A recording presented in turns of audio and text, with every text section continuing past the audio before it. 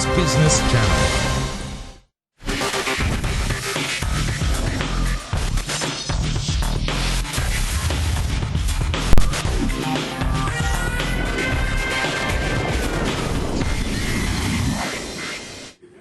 Welcome to Business Success. I'm Heidi Armstrong. On tonight's program, I chat with Tim Reed, founder and host of Australia's #1 marketing podcast called The Small Business Big Marketing Show. So for easy tips on how to get your brand and business offering noticed, particularly when you don't have a huge budget, well, Tim is going to have a scoop for us, I'm sure. But first, I welcome back Julio De Laffite, who is the founder of the entrepreneurial movement called The Unstoppables. Now, when I first met Julio last year, he was in the planning stage of his expedition to Antarctica, along with the other 120 or so entrepreneurs he was taking with him. So tonight he's going to share how the experience actually stacked up and why he's preparing to do it again.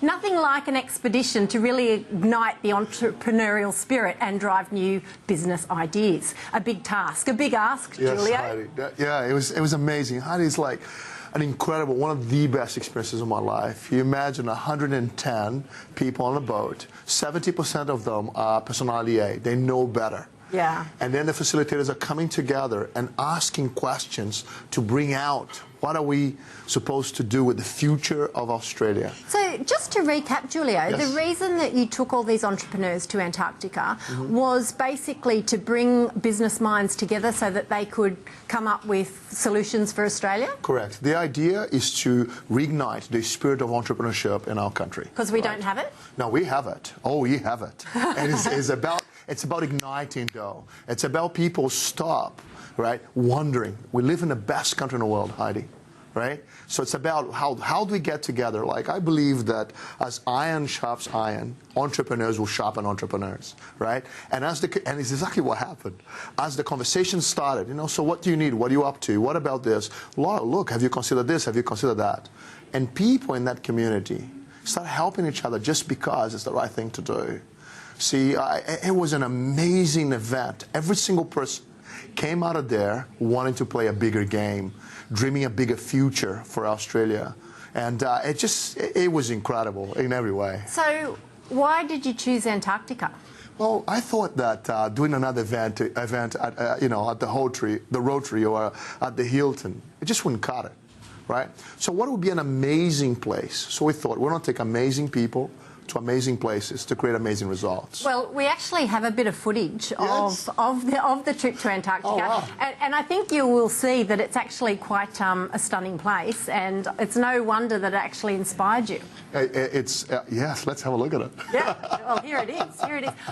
Clearly, very beautiful place. And is this what basically got the business minds thinking about new ideas, new ventures? Can you imagine, like, people start talking about the future of the company, and that's the kind of the background. Suddenly you're talking about your marketing campaign. Look, this is like... So I think that people start to really get that our lives matter, that we actually have a purpose, that our planet is a beautiful planet.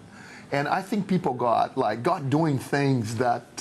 they don't normally do? No. And so as the days progressed, the conversations got way more intense but sharper. Drop this, let that go. This is just ego. This one is strategic. Oh, you need to meet this person and this person. It was just... The other thing too is that there's no emails, there's no phone calls to take. So that plus a very beautiful background of Antarctica, surely that plays a big part in coming up with business ideas. Oh, absolutely. Not being distracted. To be able to switch off and go into nature and go into self, having better conversations in a surrounding like this. I was to say it was incredible in every way. So did you come out with the expectation? You went in with pretty big expectations to create $1 billion worth of new business? We're right on target. We believe that we'll do $1 billion of business in the first 5 years, right?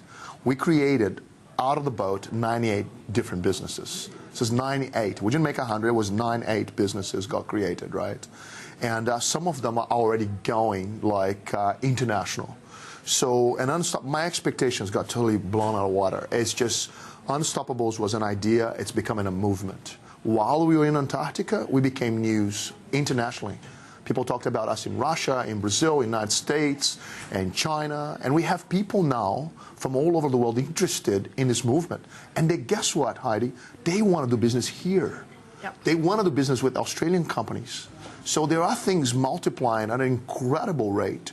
I'm stoked. Because that was part of what you were looking for, wasn't it? To actually get business minds thinking about how to conquer the bigger issues that are facing us in the future. Correct. So Correct. it's no easy feat, really. No. And so there are conversations about cleaning water. There were conversations about charities, but conversation about looking after our elderly, our seniors. And we come up with a concept that is so innovative in going into the future for the amount of people that are going to be retiring, and a combination between their relevance, they being contributing to society, living longer, and the whole idea about income and living. So there were some very robust conversations. It was talking about nature, talking about the future of Australia as our population grows, how we handle it. Ultimately, though, Julio, these entrepreneurs want to make money, and yes.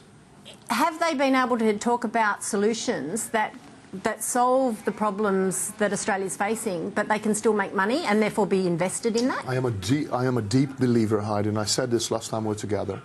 An entrepreneur will look at a problem and he will think, you know what, I will give a go at this, fix the problem and make some money while they're doing that. Yeah. But they come with that entrepreneurial mind. Imagine if you could amplify that, where you have permission to do so. So a bunch of entrepreneurs coming together, and what's in the background is collaboration. Let's collaborate, take this problem out, make some money out of it, give it purpose, though, the profits, and go to the next one, and then the next one. And that became very evident, as is to do with the frame of which we tackle something. If we're to say to a bunch of entrepreneurs, here's a problem, we want to tackle it in a way, we will make a profit, but we'll make a contribution. We'll leave a legacy. They love it. You know, so yes. It's an interesting concept, what you touched on there about collaboration, and that, because I think a lot of people who are in business and who do have that entrepreneurial spirit sometimes get caught up in fear and about the fact that they need to protect their own turf. Should business people be collaborating more? Oh, absolutely. Heidi, this is such a great topic, right? Such a great topic, because when we finished university 20 years ago, we were taught to be competitive, to do a bunch of things, right? And our frames of reference is actually in collaboration, there is more money, there's more efficiency, there is actually, let's get this one done and get on to the next one, right? But you have to collaborate with the right people, surely. The right people, sometimes the right people is your competition. Yeah.